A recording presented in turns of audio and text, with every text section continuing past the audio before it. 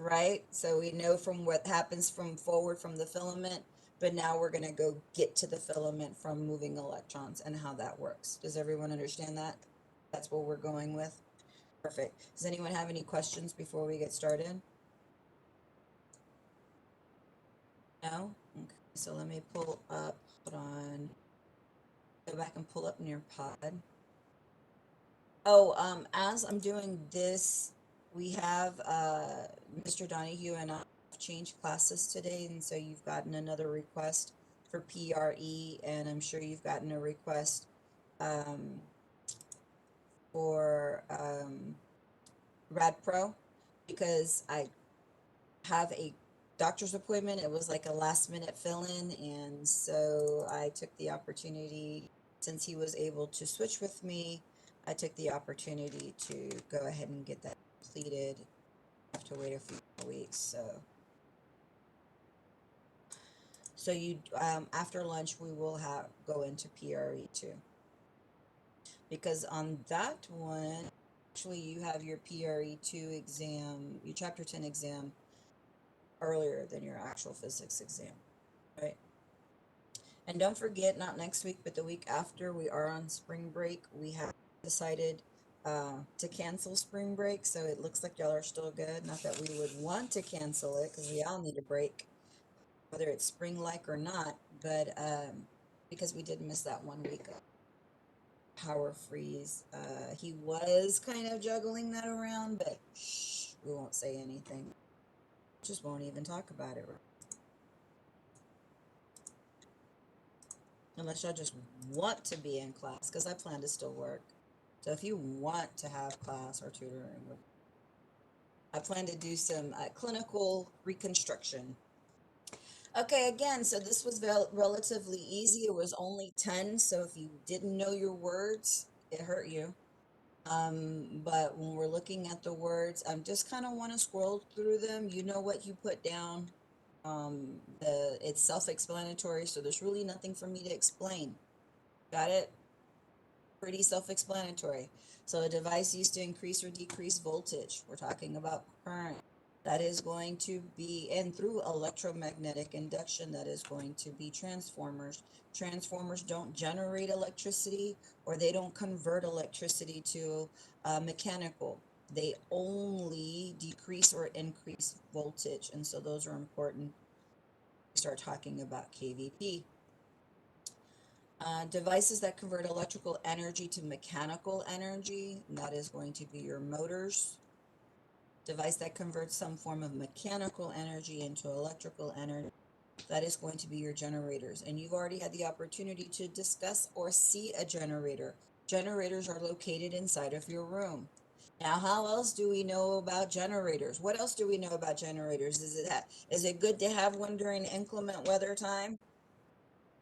It is, and if you don't have a generator and after this freeze, you're probably thinking I need to go save up my pennies, or the stimulus check is might be just a generator purchase because they do come in handy when we do have inclement weather. So generators are pretty familiar. However, we do have generators in each X-ray room.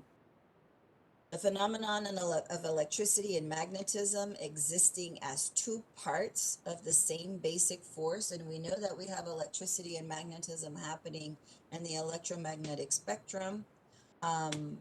Same basic force or electromotive force. A magnetic field is created by a flow of electricity, and a moving magnetic field can create an electric current.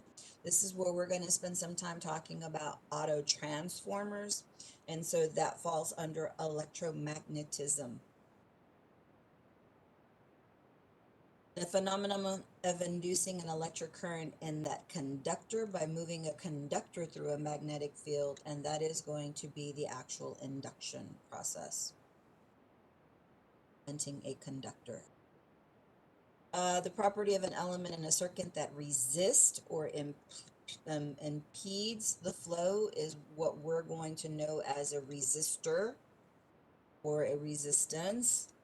A material with very few free electrons, we know those to be insulators.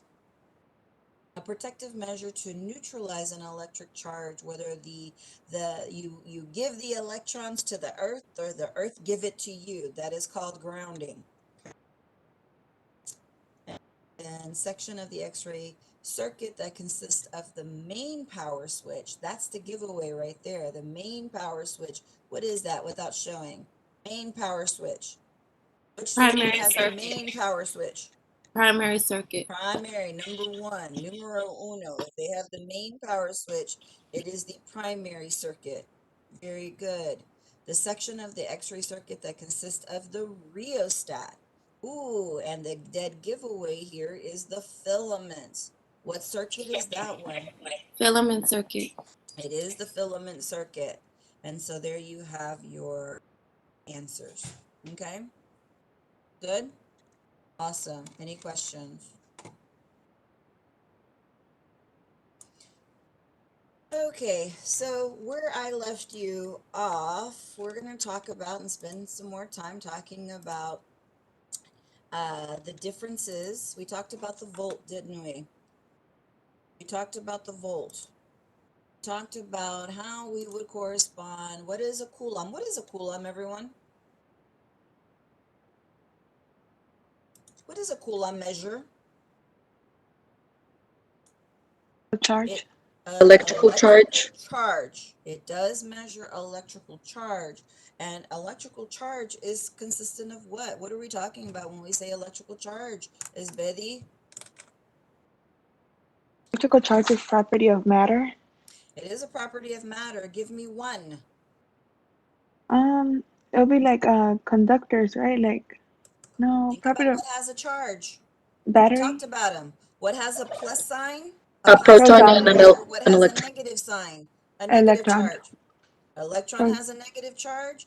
A proton proton has a has a positive charge. positive. So when we're talking about electric charges, we refer back to the proton positive and the electron negative, and the unit of measure for those electron or electric charges is the coulomb.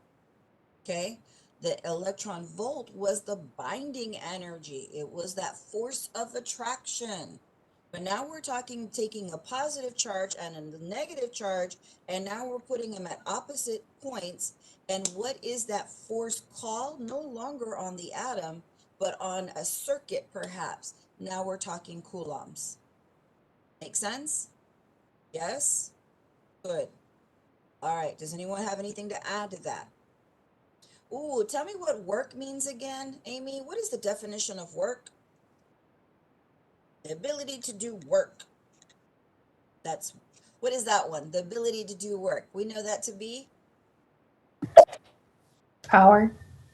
Wait. okay. Good. Is it power? The ability to do work? Everyone good with that? I thought I thought work was like the force applied to an object.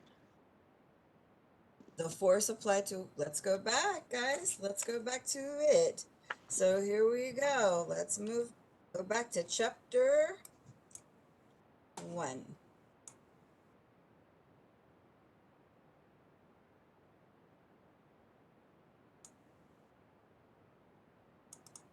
Cannot lose sight. I know that we cannot lose sight. I know that these words can get a little tricky, but we're going to be talking about work. I know we've talked about energy. I know that we've talked about all of these different words, but we're really going to be sticking with work right here.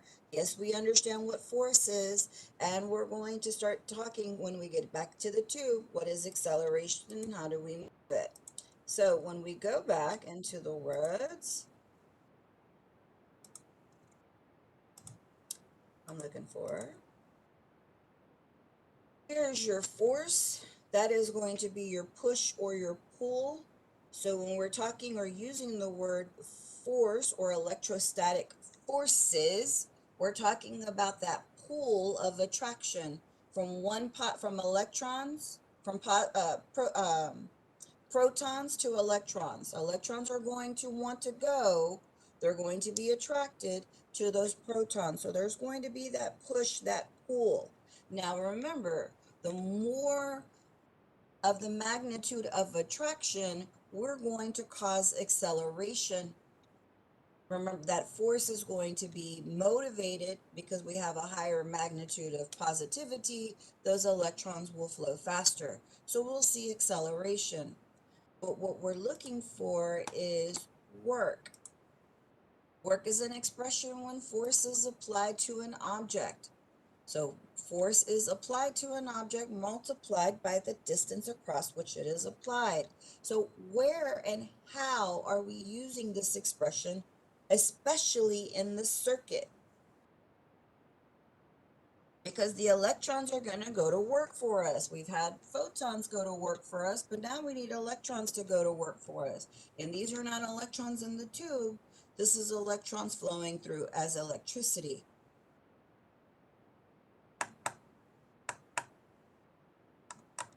You guys can go ahead I'm and just answer. guessing, like, wouldn't it be in the five general laws of electrostatics, like, because they repel and they attract, so there being like there's a force applied with protons and electrons. Got the electrostatics down, and that's good, but I'm looking at, so we're using the word work because eventually we're going to see the unit of measure for work is joules. But what is working? When we think of what is working, we're talking about this force. Now let's put it into what we've learned in chapter 4. And who can tell me what this force implies? Do you mean like the potential difference pushing those electrons across the circuit? Absolutely. So we have now the potential difference. We have now the potential difference of the attractions of the charges, right? We know that electric charges are going to be measured in coulombs. So there we know that that electron flowing over is going to eventually have some work.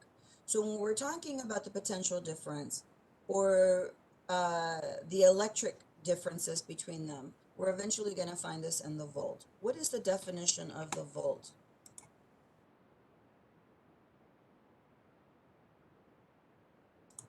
Measures The force potential. Hmm? I was gonna say it's the potential difference that will maintain a current of 1 ampere in a circuit with a resistance of 1 ohm. Right, so we're learning a lot about saying, okay, we're putting all these words together, and if you really just break it down like into a triangle, all of these words are going to be connected. I'm not too concerned with understanding what is the 1 coulomb of charge is, I'm sorry, 1 coulomb flowing at a given point of 1 second, or the amount of current flow with an electric potential of 1 volt, because you're going to see these. As we're talking about the ampere, it is going to be compared to the electric potential or the volt and the resistance or the ohm. Well, once we get to the volt, it's going to be compared to the current or the ampere, and then it's going to be compared to the resistance. When we get to the resistance, we're going to talk about the ampere, and we're also going to talk about the volt. So it's kind of like a triangle. It keeps going around. They're all regulating each other. They're all being measured off of each other. I'm more interested in understanding what these words mean. When we say, now that we're going to work, what is going to work for us?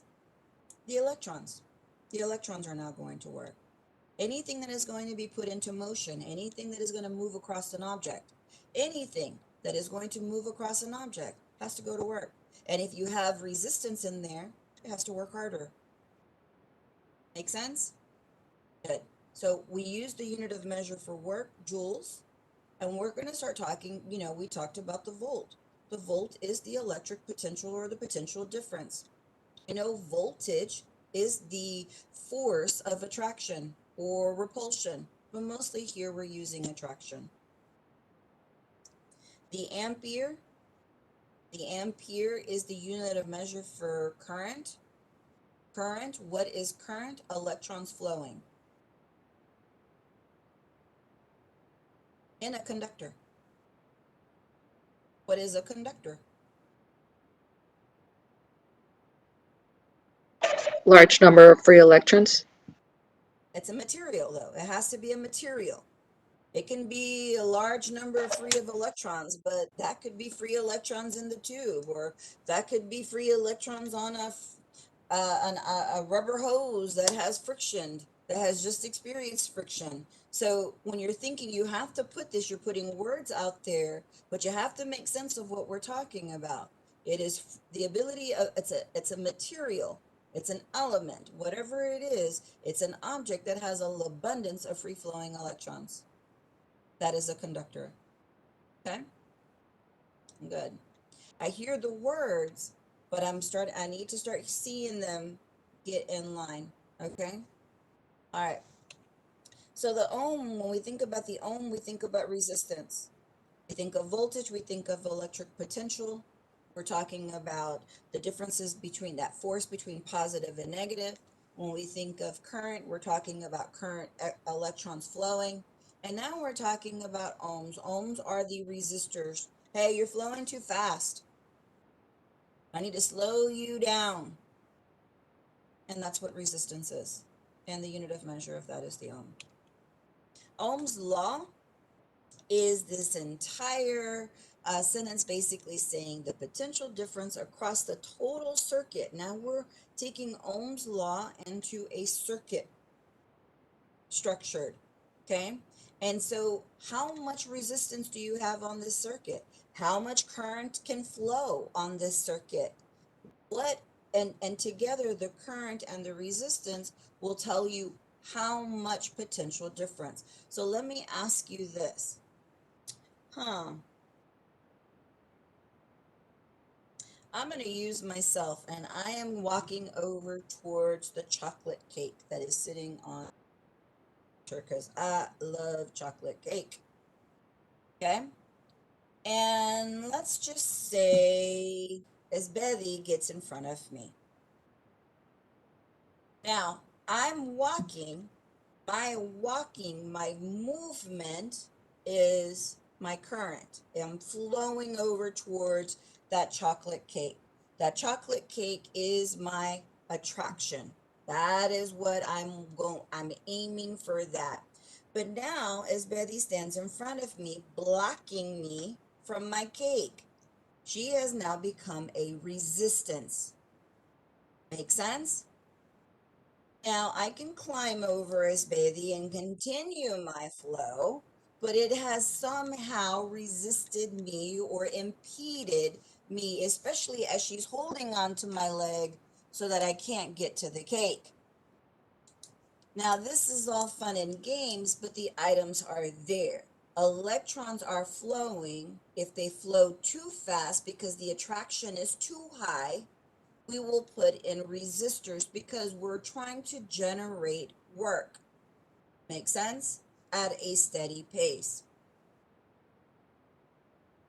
So, again, the expressions of electrical phenomenon, we have electric potential. What is electric potential? Explain to me, son. What is electric potential? After this, we're leaving it behind. I'm going to no longer talk about it, except in a little quiz that's coming up. Electric potential ability to the work due to the separation of the charge. So electric potential is the separation of the charges. So as we start to move the charges away from each other, we know that that is that, I believe, Coulomb's law, where we start to change and have an inverse relationship. And when we draw those babies close, the force gets higher, correct? Now, John, tell me, what is current? Current is the flow of electrons Along a, along a conductor. very good. Jolie, what is the resistance? I think of Star Wars every time I hear that word. It said that an element in a circuit that resists the flow of electricity. It does. It does resist the flow or impedes the flow of electricity. So when we need to put some stop gaps, if electricity is flowing too high, we can have an adverse reaction, especially when we're looking from direct current to alternating current. And we'll get to that in a minute. So here it is, what everyone said. electric potential, current, and resistance. Does everyone understand these are three of the electrical phenomenons? Perfect. So, John, what is the unit of measure for electric charges? And only John.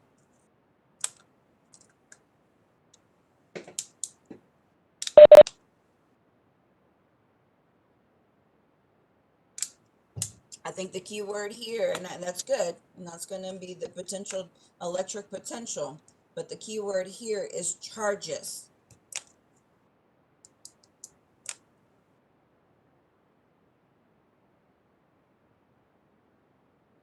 That would, good, I like it. I like where you're going with it because you're thinking about it flowing.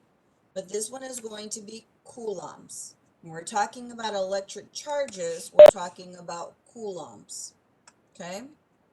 Electric potential is where we have the volt, the potential differences between the two. Now we're talking electric charges, positive and negative, and we're talking about that force. We're talking about coulombs. But now we're talking about the potential differences in a state of length, because that is going to make a difference. What point, from what point are these potential differences measured in? How far is that positive from that negative? Current, Justly. What's the unit of measure for current? Ampere. Good. For who? What was his name? Andre. Andre Marie, I believe. All right, so let me see, Javier. Resistance. What is the unit of measure for resistance?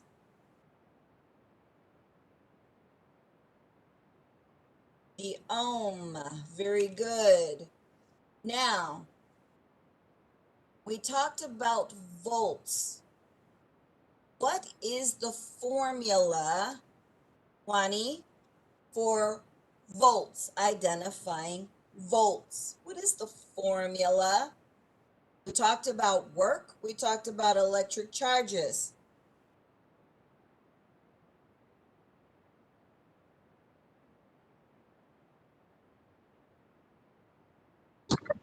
I'm sorry, Miss Okay, Laura. for It was Javier, what is the unit of measure for work?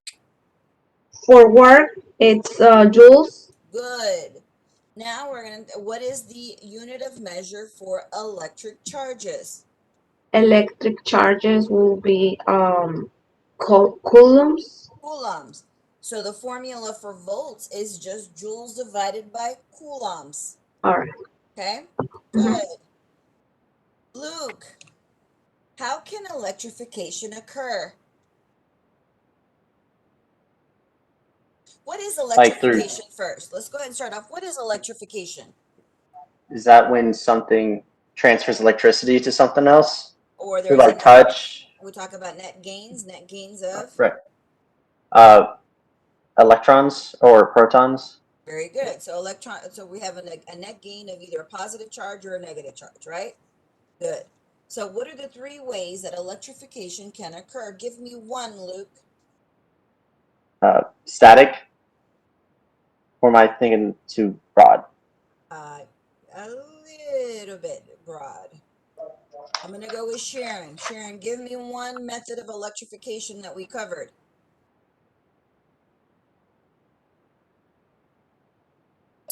Is it like is regarding what material we are interact with?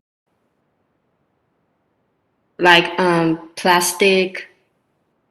Those are going to be different types of insulators. Oh, okay. Help. Amy says friction. Friction Contact. is one. I'm going to Contact. go ahead and get somebody else. Maricela, what's another one besides friction? Induction. Induction. Naomi, give me the last one.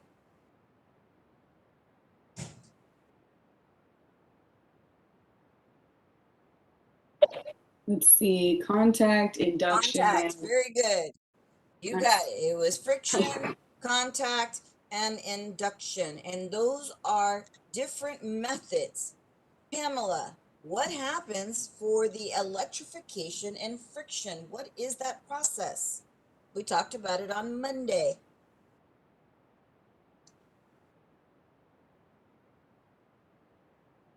Miss Lara, it's either they gain an electron or they lose an electron, maybe. By what? Look at my hands.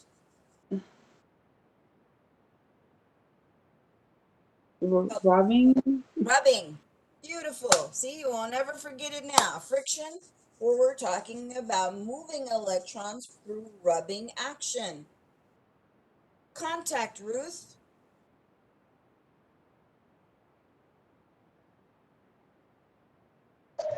Contact is by an object with a negative charge being in contact with another object with a positive charge. Beautiful. Beautiful.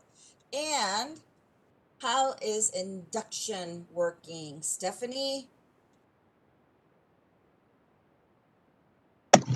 As the uncharged metallic object experiences a shift of electrons when brought into the electric field of the changed object. Yep. Pretty good. So all of these processes of electrification can happen differently. Now, we know this. How many of us have gone through a big long hallway of carpet? You go to turn touch that handle to turn that doorknob, and you get shocked. Right then and there, we experienced all of the electrons rubbing from our feet, but there is a discharge when we become in contact with something else, right? And you're like, I shocked myself. Make sense? Yes? For electric current to move, Johnnon, back to you. What must exist? A potential difference? Has to be a potential difference. Has to be. You have to give me a reason to move. You have to give electrons a reason to move. And Asias, what moves an electron? The current. Current is made by moving electrons. What moves an electron? Doing.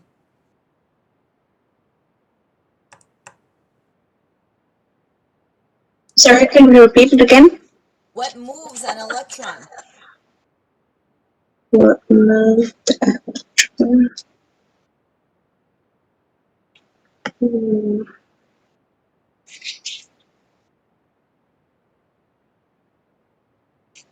Jalisha?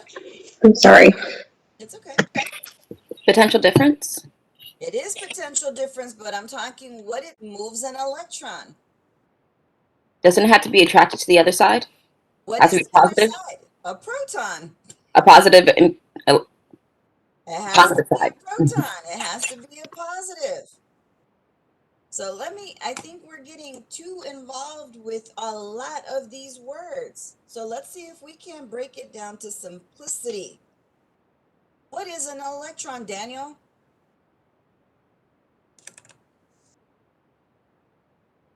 Negative energy, negative charge. It has a negative charge, but that doesn't tell me what an electron is. So tell me who can tell me what is an electron? By definition, Negative charge particle. it is a negative charged particle. And it belongs to what? The outer shell? An atom.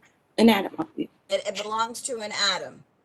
So electrons are subparticles or particles of an atom, correct? That have a natural negative charge. What has a natural positive charge? Proton. The proton. Why do the electrons stay in an orbital shell?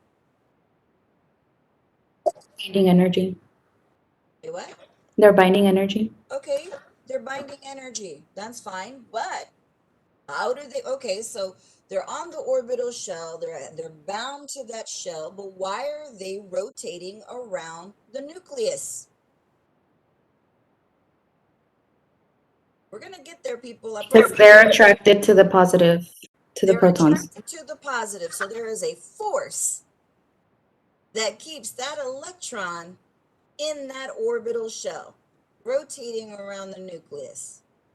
Now we're going to take that force and we're going to apply that to get that free electron to move. So what causes an electron to move along a conductor? It is not anything other. It's not chocolate cake. It's not cheesecake. It is a good old proton. Make sense?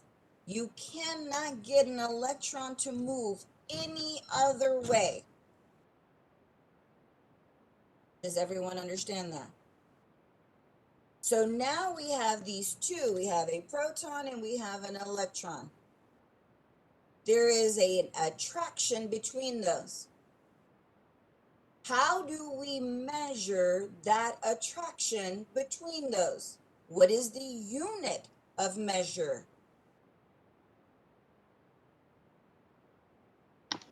Coulombs. Coulombs. Now, okay, I start to move this attraction closer. Make sense? Now this attraction is closer, or the positive is closer to my negative. So something happens.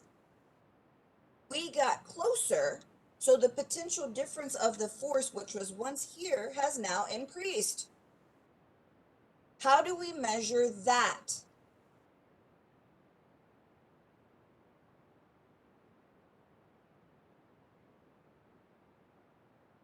Volt. The volt is going to measure the potential differences wherever they are. They lie. Okay? Now, so here we have the electron. It's moving over to the positive. It's got to travel. It is going to flow over, and it's going to flow over on a conductor. That is going to be called current. The electron is now flowing over in a conductor and is some type of element, some type of medium, some type of object, whether it's copper, gold, iron, usually metallic. Okay? That is measured, that is called current. What is current measured in?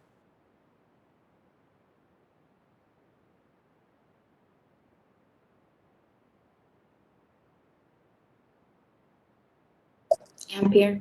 Amperes. Now, here's my positive. Here's my negative.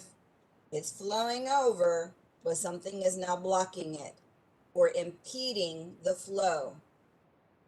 What would we call this? Resistant. Resistance. Ohms. And it is measured Measured in ohms. by ohms. Electric charges, coulombs. The potential difference based on distance, volt. Current flowing in a conductor, amperes. Current, amperes. Roadblocks, this is lotion, by the way. Roadblocks, resistance, that is the ohms. Is this helping? I know y'all are throwing words at me, but you gotta put them in. So how do we get the electron to work? Gotta put a proton over there. Because if not, it's electrostatic. The electron will not move. But this is electrodynamics. We're getting the current, the electrons to move. If we have no electrons moving, we have no electricity, period. Make sense?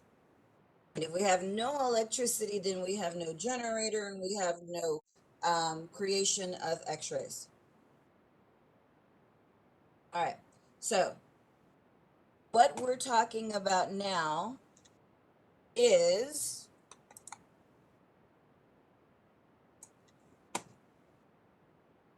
sorry, back to sharing.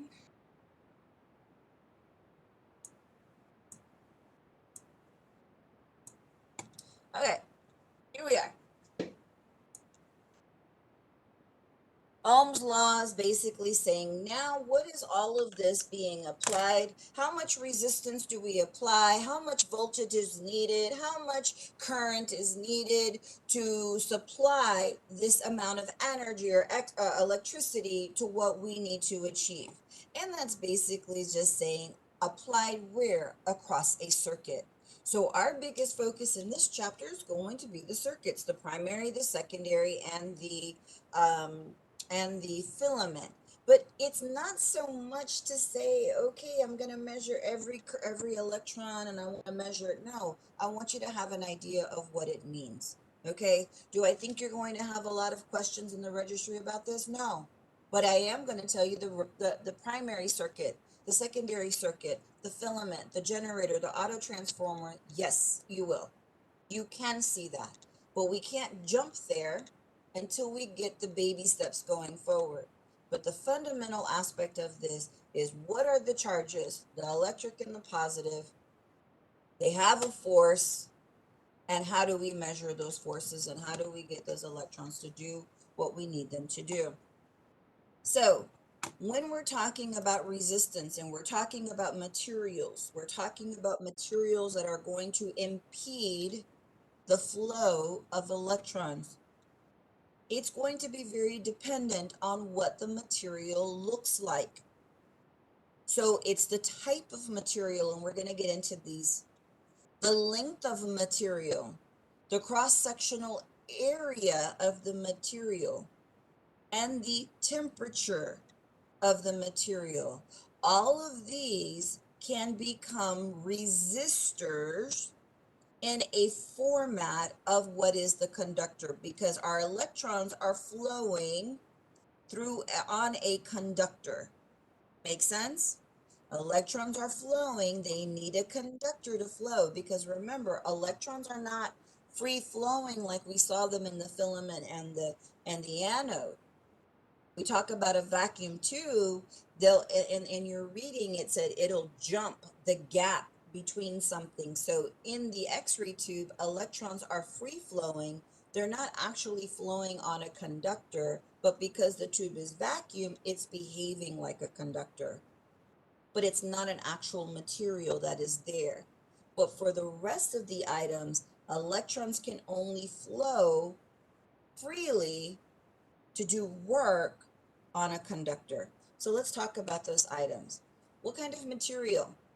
What was the best material? What was some of the conductor materials that we talked about, Naomi? Materials that allow a free flow or an abundance of electrons. Glass, or no, glass is an insulator. Metal, like Metal. copper. Number one, and you'll see this a lot, gold is great. Gold is expensive. So the next best thing is you'll start to see is copper. Copper is a great insulator. This is where you start to see a lot of mechanics. A lot of objects have copper in them. And it can be a precious metal depending on its abundance. And because it is valuable, people steal copper. You ever heard about that? They'll go into your AC unit and steal the copper out of it. It was crazy there for a while. You had to safeguard your AC units, right? Because you can't live in Texas without an AC unit, right? Just not bueno, not bueno. So materials. So the one that you're going to see most often is copper, and we have seen copper inside of the tube, haven't we? Yep, along the stator windings. The the length is directly proportional. So we think about a short versus long conductor. A short conductor has less resistance, but the longer the conductor, the more resistance. That's just farther for the electrons to travel. So a long conductor, more resistance. As the material or the length increases, so does the resistance. That's what it means by directly proportional. Shorter, less resistance.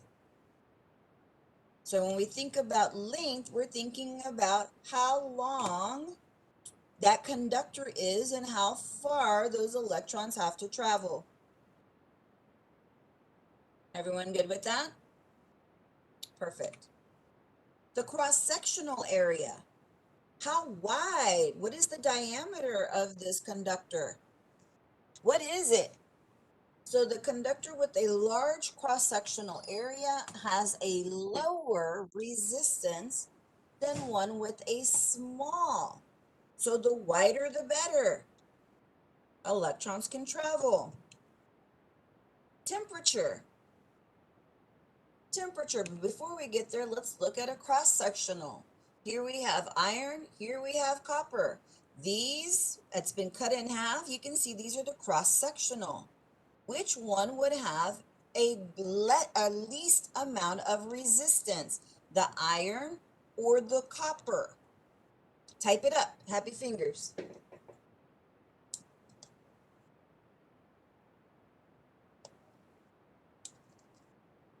Which one would have the least amount of resistance? The iron, because it has a greater diameter of the cross-section. So the bigger the cross-section, the better. More flow, less resistance. And then temperature. With metallic conductors, which is both of these, iron and copper, the resistance becomes greater as the temperature rises. When the temperature rises, electrons don't want to work. It does. We're hot. When someone gets too hot, they're not working harder. Taking it easy. Electrons behave the same way.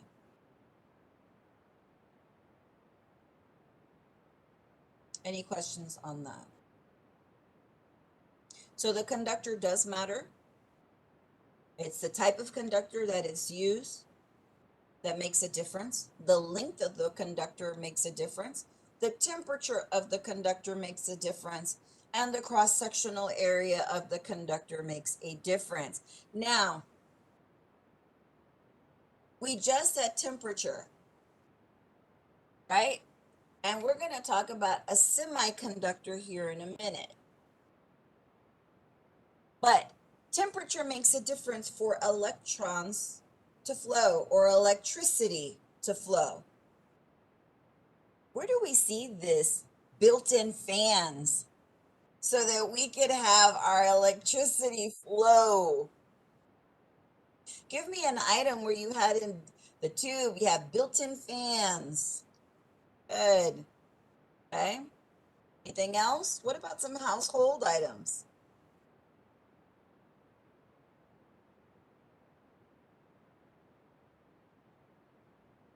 Microwave, good. Computers, good. So now we're understanding why we air fryer. Love my air fryer.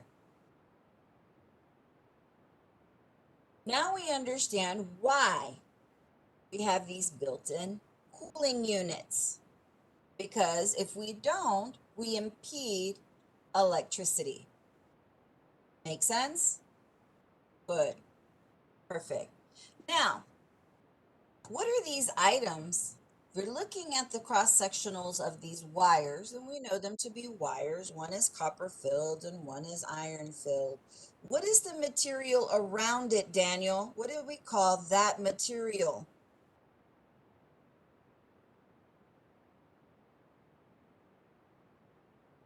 Is that an insulator? It is an insulator. And what is a more common one that we use around wires? Rubber, plastic, mostly rubber because they have flexibility, right? Good. So these are insulators because if we were to touch the copper or the iron as it's being electrified, what would happen to us? Zap. We would have an electrification through contact, correct? Good. Any questions about the materials? How to increase resistance, or AKA how to decrease resistance? Everyone understand that? Good.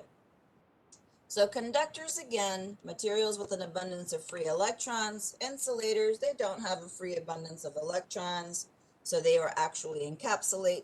So to prevent electrification, and then you have semiconductors, and this one is going to be huge because in chapter 10 for PRE, in chapter 10 for PRE, and chapter 10 for PRE, we talk a bit of time over semiconductors. So what is a semiconductor? A material that can conduct electricity, but not as well as a conductor. It can also insulate, but not as well as an insulator. So a semiconductor is somewhere in between. It has a level of resistance in it, as well as a level of current flow. So it's a semiconductor. Yeah, okay. Silicon. We will see silicon, selenium, silicon. We're going to see these words when we talk about our semiconductors and our flat panel detectors. So another example, germanium and diamond are all considered semiconductors. Diamonds, kind of expensive, especially once they've been polished and cut, right? So we will see a lot of semiconductors, especially in our computers, or anything that's considered a device of electronics. And there's different devices of electronics, right? Lots of devices for electronics. Are there any questions about semiconductors? You will see silicon again. Silicon is just basically saying some type of semiconductor, and we know what a semiconductor is. It can let current flow, or it can resist or impede, but not as well as a conductor and not as well as an insulator.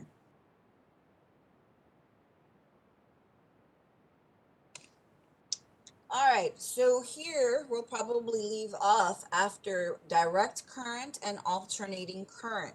So direct current flows in one direction. When we look at direct current, we'll think of maybe a closed series circuit here in a little bit, but normally we are going to be looking at alternating current because in the US, in the United States, we operate through alternating current. Alternating current is basically saying where we have electrons flowing to positive, right, in one direction, the cycle changes. Positive starts to become on this side, we'll have the electrons flow the other way in cycles. And here, for most of our homes, 60 cycles per second is considered the frequency because frequency, remember, cycles per second. Waves, frequency, is normal, is average for the US home. Okay, but 60 hertz will probably not do anything for us. That's why we need that great old generator. Okay, so in X-ray we use AC and DC. Okay, and when we get to generators, we'll talk about why AC is going to have mutual induction and DC will eventually be high performing generators. Are there any questions? So let's just get back to these two and I'll stop here. The two types of electric current, DC is the type that flows only in one direction, from where positive to negative or opposite the direction of the electron flow. And then AC is the type of flow that changes directions in a cycle as the electric potential of the source changes. Okay. So AC, you have to have a change in that electric potential or where the positive and the negative lie. So going back to this one, this is important right here, that we're able to answer these questions and we start identifying what they mean.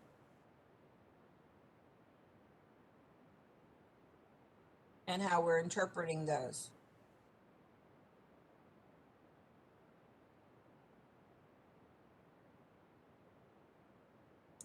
Miss Laura, I have a question. Going back to the AC current and the DC current, reading a little bit forward, so the parallel circuit, would it be considered AC or DC? Because I seen that the parallel crosses over a bridge, but A parallel is going to be just it's a way of its design.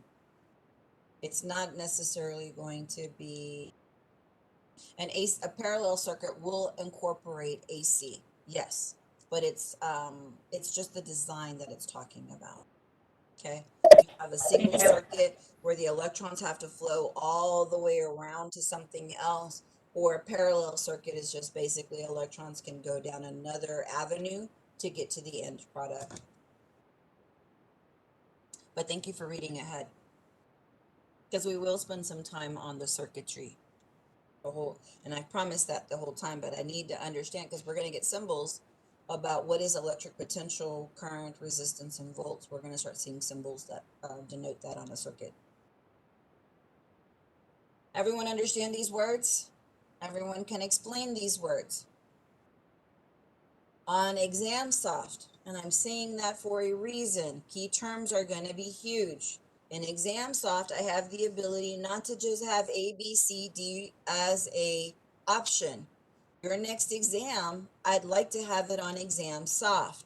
So it does give me the opportunity for short answers.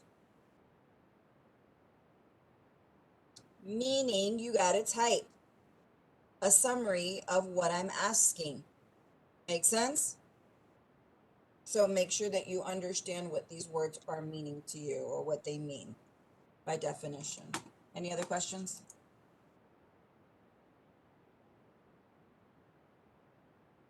So we started off, and this is where we started off with chapter 2. What is an atom? What are those charges? Then we moved into chapter 3, electromagnetic radiation. What is it?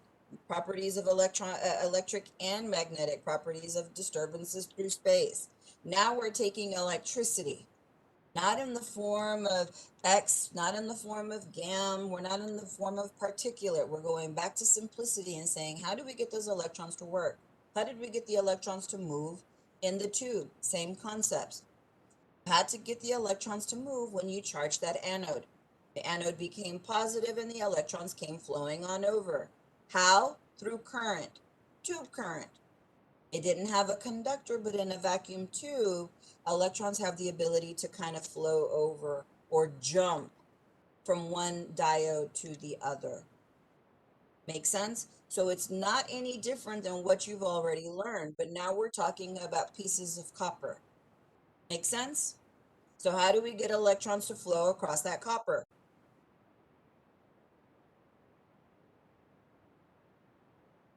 Got to put some protons in there, don't we? Yeah. And so 3 things y'all learned today. We learned what conductor materials work best so that we don't have resistance, or that we can increase resistance, right? What else did we learn today? Learn about semiconductors. Semiconductors, good. We learned the only charges we're talking about are protons and electrons, positive and negative. We learned about what units of measure and what the difference between volts and coulombs are. Because volts is eventually going to start taking into consideration Actually, it's coulombs that starts to take into consideration distance. I think I may have said that backwards. Let me go back and relook at that. Coulombs, the laws of coulombs talk about the distance between the charges. I think I may have said that backwards. I'll have to go back and look at that. Ampere, talking about current flow. Law.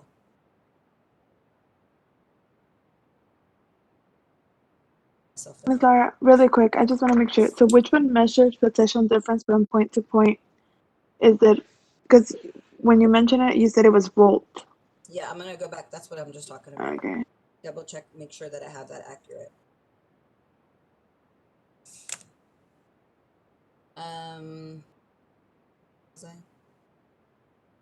Current. Ohm. Now we know we have different types of conductor materials that can cause the flow of electrons to flow easily or restricted, right? And those are 4 items. What are those? 4 reasons that would cause an electron not to flow or have higher resistance. Go ahead, Amy. Is the material, the heat, the temperature, and The heat and the temperature are the same. oh yeah, sorry, material, length, Material, length, cross-sectional area. cross-section area, and the temperature. All of those make a difference. Okay. As Isbedi mentioned, semiconductor, and then the 3 processes of electrification. What are they? Somebody else other than Amy. Isbedi. Contact. Is it friction, contact, and induction? Absolutely. All right, I will see you here at 11:45 for PRE CR. Were you gonna send us a new link for that one? I did. Did I not? Yes, I did. I just it canceled. The 115 or the 130 link got canceled, but I didn't get a new one. Did anybody else? I'm not sure. I okay, I'll send it now. I thought I did that earlier because it went right on through. Okay, I'll do that right now. All right, see you in a little bit.